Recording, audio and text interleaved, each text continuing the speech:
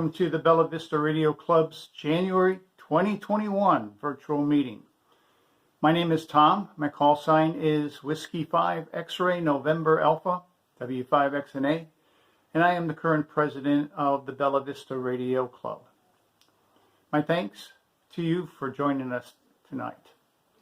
I hope that you and your family had a wonderful holiday and that 2021 will bring healing and renewal to all of us. There is still no timeline for resuming on-site club meetings, and we will only do so when it is safe and in conformance with the state's guidelines. However, VE testing has resumed and at a new location. And our thanks to Ryan Wolf, KE0CZQ, for getting us the opportunity to test at the Harps Food Store's corporate office, which is located at 918 Gutenzone Road in Springdale. Our testing is the second Saturday of each month at 2 p.m. Also, we might be looking at a particular venue for a technician class in maybe the near future that would allow for social distancing and also conforming it once again with our state's guidelines. But this is in the very initial stages. Tonight's BVRC virtual meeting consists of 2 shack visits. We will visit the shack of the Kessler family. Will, Kilo India 5, India, Tango Mike. Jen, Kilo Golf 5, Whiskey Oscar Golf. And their son Luke, Kilo India 5, Golf Charlie Delta. And we love it when we see families that share our great hobby, and it's really great to see young people like Luke get involved in amateur radio. We will also visit the shack of Bill Edwards, November 5, Sierra Golf, and his lovely wife Liz, Kilo Charlie 5, Golf Lima Papa. Or as Bill says, the suffix really is good looking person. Bill has been the mayor of Centerton, Arkansas for the past 11 years. And they have been hams for several years. And it was a real pleasure to get to visit with them last week. Well, now it's time for the presentations. Please use the chat box and let us know you're here. And also, your comments are welcome and encouraged. Once again, thanks for joining us tonight. And now it's time for the shack visits.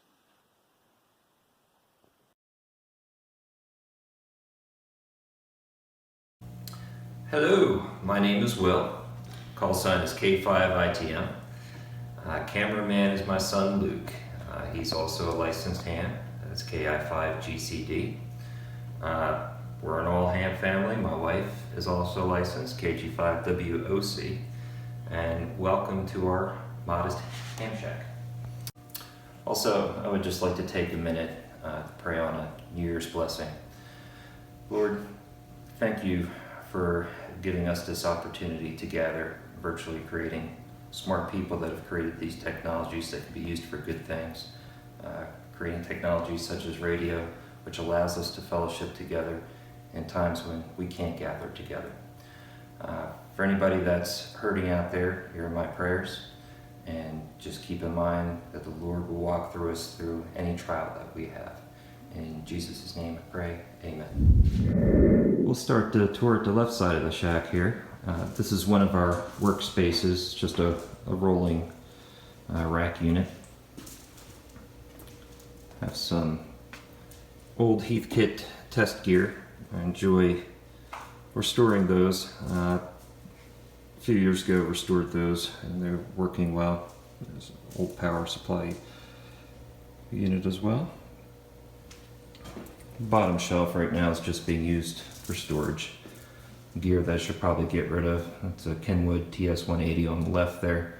It works, but it needs some help. I'm not sure if I'll ever get the time to bring it up to 100%, so it's probably something I should get rid of. And the middle is just our normal work surface there. This is my Micro Bitex HF radio kit. We'll be putting that together here shortly. Got some extras to go with it also. Instead of just the typical LCD screen that comes with it attached to the Arduino unit, we also got a small touchscreen. That's one of the modifications that seem to be popular with it. Also saw that some people are building it with capability to connect it to the computer. So it's basically they're just putting a unpowered USB hub internally, wiring it directly to the Arduino in the back there, along with a sound card, wiring it in there. So we'll try doing that as well. Again, it's just one of those things as we get to when we have time. We're a pretty busy family, so with a lot of travel activities. So our ham activity tends to be rather occasional, but we do the best with what we can. And this is our current operating desk and station. All right, our current HF rig at the station is an ICOM 7300. I think a lot of people are familiar with it. It's been a while since we've owned an ICOM rig. Last one was a 756 Pro, probably about 7 years ago. A lot of features of it are really handy. Luke, what do you think about it? I think it's really cool with all the touch screen and the all the different modes and stuff like that. So it's working out pretty well for us so far. I like the ability to have the band scope up on the screen of the computer as well. We'll show you what program we use for that also. All right, the ICOM 7300 is connected to this MFJ auto tuner, even though the ICOM does have an internal tuner that works well. On our wire antenna that we have outside on 75-80 meters towards the band edges, we need a little bit more capability, and this MFJ provides it.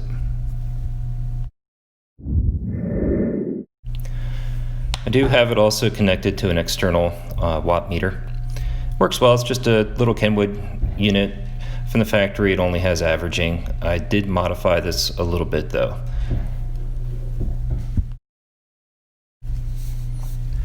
If you've been on the QTH classifieds, you've probably at one point run across ads by K4DPK for adding PEP capability to watt meters. We did do that to this meter here. It's got a switch where you can go between averaging and PEP. It's a good kit, works well. The only thing I did not like about it, for the power connector, it includes a RCA connector, which is really easy to short the positive terminal to the ground. So I just put a standard power plug on it. For the microphone we're using,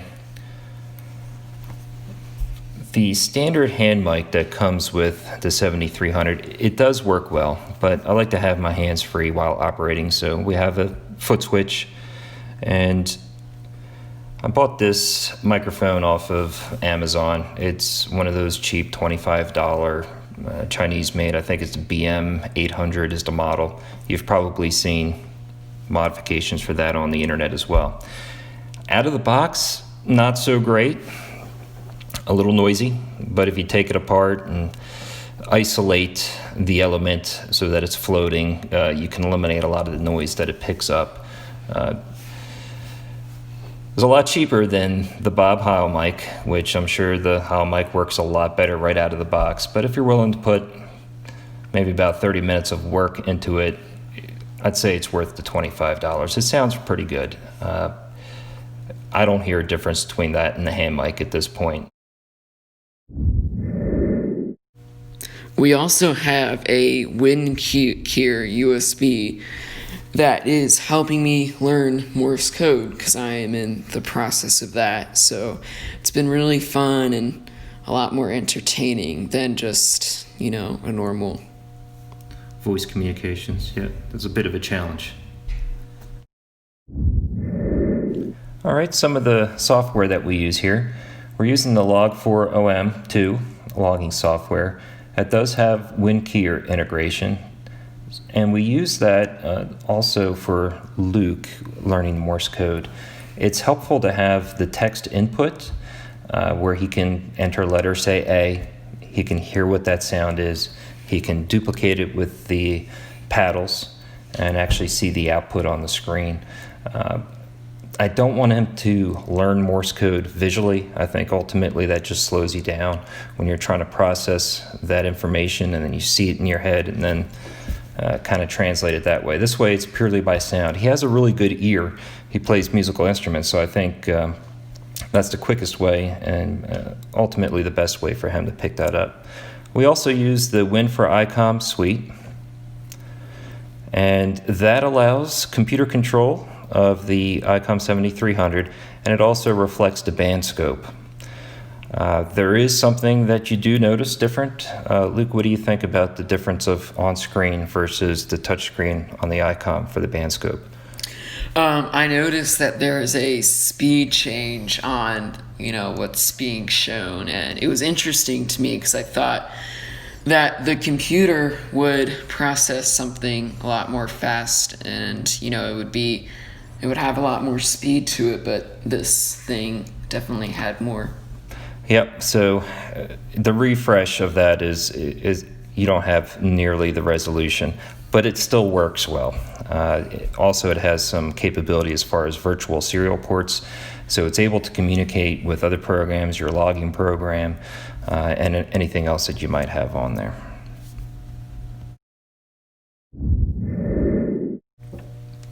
We also have a VHF all-mode radio. It's a Kenwood TS711A. I haven't used this a whole lot. It needed a little bit of work when we got it. I can't even remember exactly what was wrong with it. I think it had something to do with the internal power supply. Too many projects, it's all running together. Right now, I only have it connected to a quarter wave ground plane antenna. I do have another antenna, a small 2-meter Yagi. So at some point over the next year, see if we can get some 2-meter sideband going on it, or a CW. Could use a little bit more power and amp, but that would be something down the road. This is our other workbench, just oscilloscope, meters, frequency counters, soldering station, etc. This is another HF radio we have, Kenwood TS930. It's one of those legendary radios. It's really good, really good CW rig as well. Done some modifications to it. This has been a fun project over the years. It was hurting when we first got it. It was really noisy on transmit. The power supply internally was starting to fail on it. So before that took out anything on the radio, removed that and replaced it with this unit. There's a lot of information on the web about this modification, and yes, I know this is a switching power supply, and a lot of people don't like switching power supplies, but this is an industrial one, and it's quiet. I haven't picked up any hash internally. It's worked really well. Also has an INRAD roofing filter, as well as the original digital board has been pulled out and been replaced with the PIX board. It also has an aftermarket high stability oscillator here. It's made by N3BA. The original Kenwood parts pretty much can't find it, but he makes a really good replacement, and that has worked really well for the last few years. I don't get any drift on that radio at all. Even on digital modes, it's very, very stable. This is the original digital board.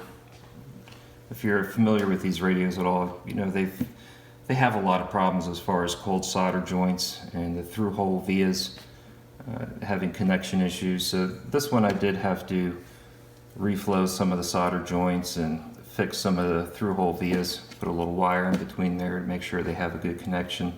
And that original digital board now works really well. But it's interesting to contrast this original part and how populated it is compared to the replacement board, the PIX. Very much simplified, but much more powerful than the original board. Now you can actually interface it with a computer. Makes logging much easier. Gives you some computer control. Anything as far band switching is fine, but if you're doing mode switching, of course, with it being the mechanical switch, it won't work for that. If you were to buy that board today, if you can get it, I know he hasn't been doing a steady production run anymore, it's about $300, so you really have to love the radio to invest in it, but I think it makes it well worthwhile. Alright, this is our storage shelf. Top just has some spare coax, empty boxes, and other spare equipment. Recapped this radio a couple years back. It's just an All-American 5 type AM radio. Have another one that needs going through. It looks like it's been sitting in the mud or something like that. It's really, really dirty inside that one. The wooden box next to it is a AM transmitter. Hook an iPod up to it or something like that, and you can receive it on one of these AM radios. It's going to take it out of that box and build it out a little bit cleaner. It actually uses a tube transmitter. Let's see, I can't remember what it uses there. 117L7, but it works pretty well. It was also a neat little project there. This was a little radio project we did together with Luke. Hook a long wire up to that, and you can weekly receive some AM stations on that. Old Heathkit clock radio that I have to go through. It was working about a year ago. It quit, so got to figure out what's wrong with that. And just magazines, QSTs, handbooks, things like that. Next shelf down is some tools, wire, electronic components, equipment, junk boxes, things like that. And then just some other spare equipment underneath that. Probably some more things I need to get rid of, some old TNCs and things like that. So, because every shack needs a junk shelf. Also have some antenna projects slated for this year. These elements are actually for a Cushcraft MA5B.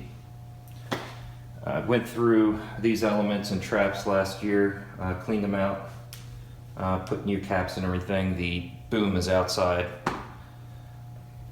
Had it up last year. It worked really well. Antennas courtesy of John Robinson, W5HB, thank you. Worked really well. Compared to the wire antenna that we have out there, definitely transmits better. With the directivity, a little quieter also, you can null out other stations. So the beams definitely are effective, no doubt about it. There's a little 2-meter Yagi back there for our VHF radio. Still have to put that up.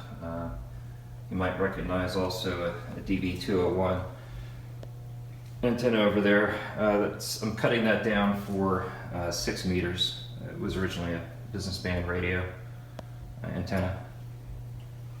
So those are some upcoming projects. Currently I have this beam down. I had it on a mast out back. We have a sloped property, so I'd just like to get it a little bit higher elevation. I'm moving it over to the side of the house. hopefully get to it this year. All right, this is the boom I mentioned earlier for the Cushcraft. Originally I had it set up in the back here with a mast, but as you can see, the property is rather sloped. Welcome to Bella Vista. We're lucky enough to be surrounded with trees.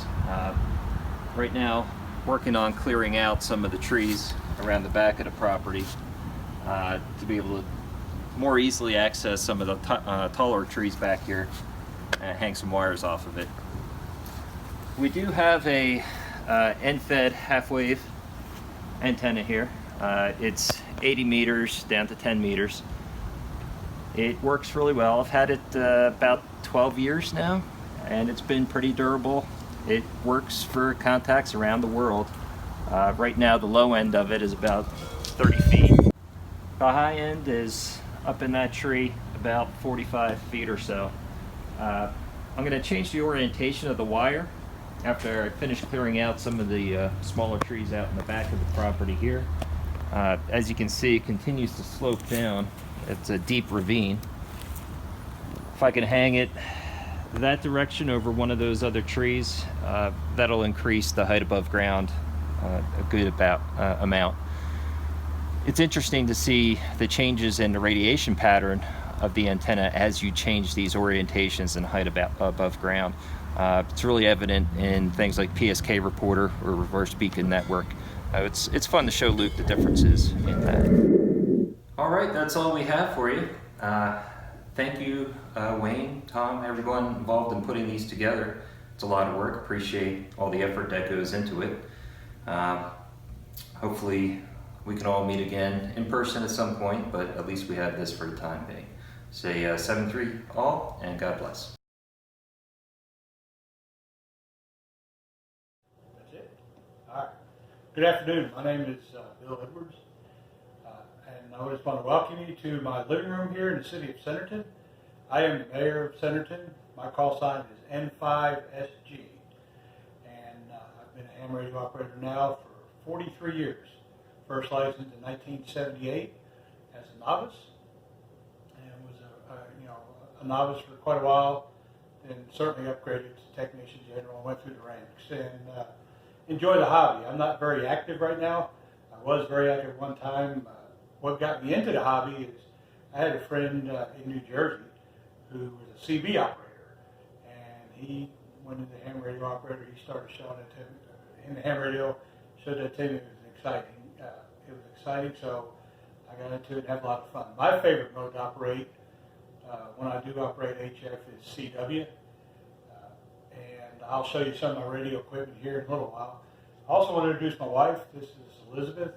She's KC5GLP, which stands for good looking person, and she's been an operator. She's a technician class, and she's been an operator since 2004, and she got into the hobby watching me do it and took an interest. One of our accomplishments since we've been in the hobby is we used to live in Oklahoma City, and back during the Oklahoma City bombing, we got to see ham radio in action, because as soon as the federal building was bombed, all communications via cell phone was pretty clogged up.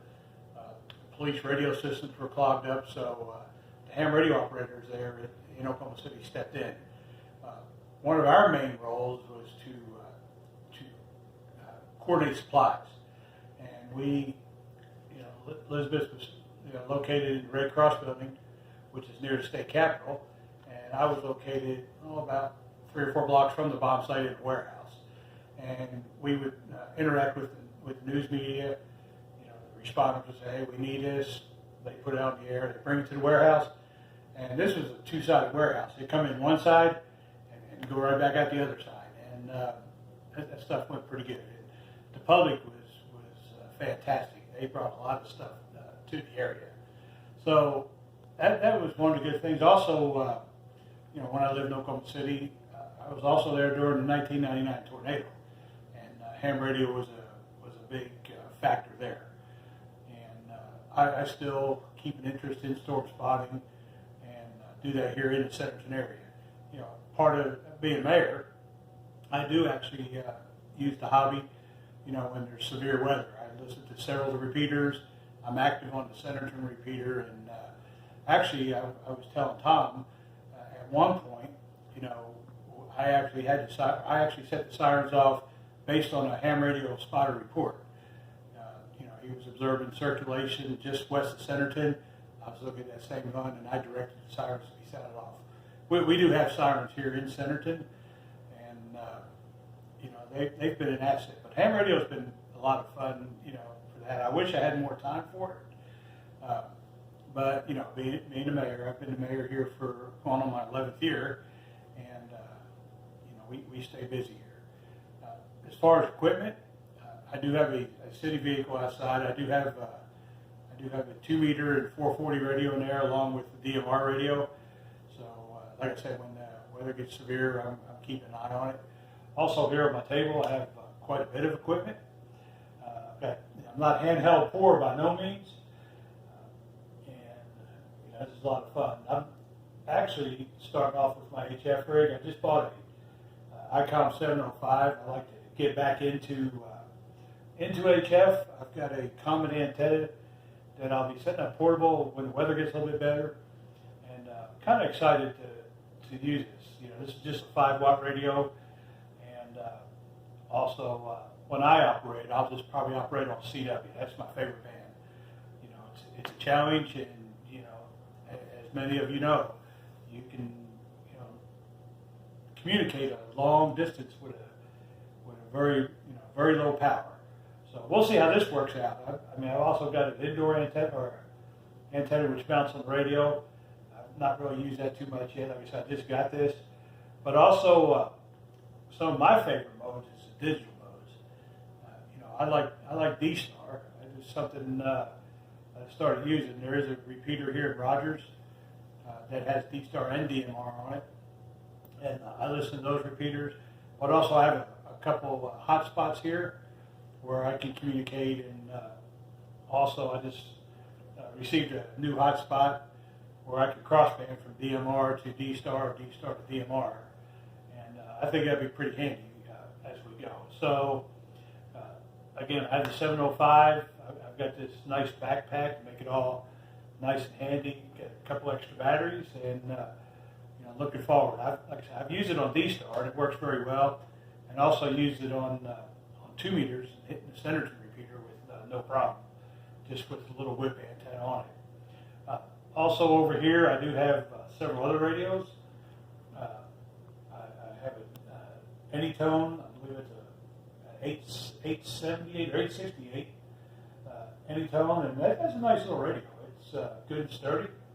Next to it, I have an ICOM ID51, which is also D-Star, and then I have everybody has a TYT radio, and that's a nice little radio. Next to it, I have a Radio Ditty GD77, and then in front, I've got a little commercial Bofang, and actually our city uses those radios. We have some city repeaters here, and I have several of those programmed just for our city repeaters where we can use it for events.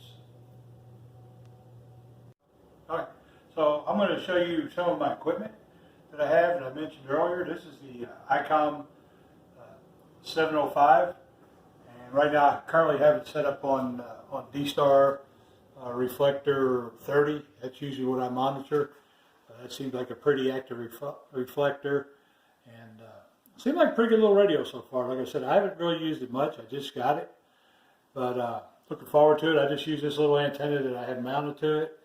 And I'm also able to hit, the Centerton repeater very easily here, and works very good. So very happy. Now, next to it is my Anytone. This is the Anytone 868 or 868, and then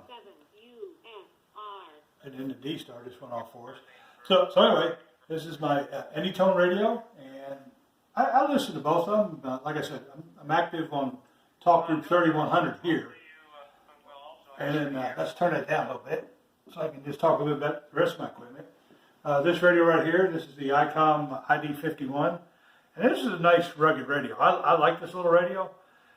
It's handy, and I use it dual band. I've also listened to VHF and UHF repeaters. One thing I do like about this radio with the software, it'll take the frequencies out of the repeater directory, and it'll just automatically download them. You don't have to sit there like on some other radios. I've had to sit there and manually put the tone and offsets. This does it all. Another radio I have right here, which does the same exact thing. This is the Kenwood 74H.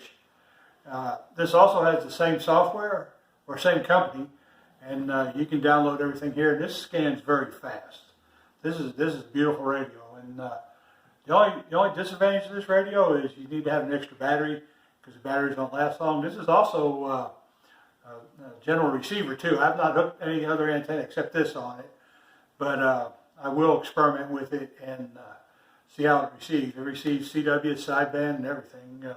So we'll see how that goes. Then also, this is just a new acquisition I got. I modified this little antenna to make it receive UHF, but this is the Bearcat SDS 100. I know we're talking about ham radio, but radio communication is kind of important. And Benton County, in the very near future, is moving over to the Arkansas Wireless Information Network, or the AWIN network. So this is required to do that. So I did that. And then we have the old standby TYT. This is a solid radio. This thing, I mean, for a $60 radio, this thing is solid. And now I see these radios in the dual band or the UHF VHF for $69 brand new. So these are good, solid. The battery life on it lasts forever, and I really like this. And then staying on DMR, this is the GD77, and this is a nice radio. And one thing I want to point out on the D-Star is this actually shows GPS location of this station. It was just up there, and it'll show you how far you are and everything. So there it is right there. And this fellow is in Big Spring, Texas, and shows he's using the 74, and I can't read them out, but that's kind of neat. And when you use this in the car, it'll also track satellite. I only got a couple more radios to show. Everybody has a Bofang. And these are nice little cheap radios. The key word there is cheap. But during severe weather, I do like to have a couple radios going, so I can hear the action. I use this one usually to listen to the Tulsa Weather Service on the Decatur repeater on 442.85. And then for a very inexpensive radio, we have some of these in the city, and we use these mainly for events. We have city repeaters here, and this is a UHF radio, and we're able to program these on our repeaters and not interfere with anybody and communicate very well. So this is handy. So I did let Tom know that, when I've attended the radio meetings that, they do give door prizes away. They give door prizes away, and I have a box of goodies here, which I deal with Main Trading Company out of Paris, Texas. I like to buy stuff, and he has some mystery boxes here.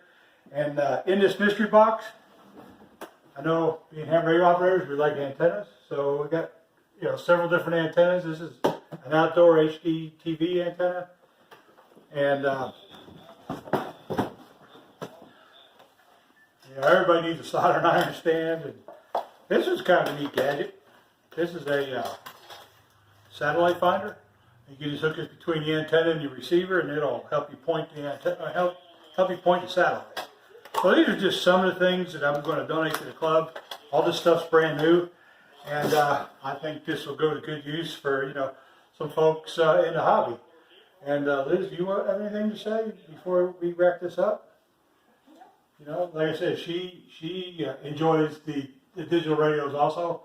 She listens to it, and she's a little active on it. She has a ID for both D-Star and DMR. So anytime anybody ever needs any help, we're here in the city of Centerton. Any Centerton hams that ever need any help, or anybody, just feel free to reach out. I'm at City Hall every day, and love to have you.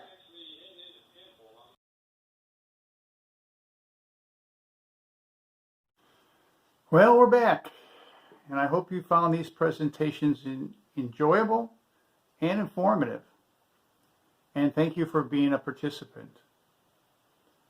Again, I want to thank the Kessler family and the Edwards family for opening up their QTH and their shack and letting us get a glimpse at what they're doing in our hobby. And on behalf of the members of the Bella Vista Radio Club, I want to wish you and your family a safe and healthy new year. Your comments, questions, and suggestions are welcome and encouraged. Please address these to info@bellavista.radioclub.org. Also, for more information on the Bella Vista Radio Club, the area's largest amateur radio club, please visit our website at bellavista.radioclub.org. Once again, this is W5XNA saying 73 and good night.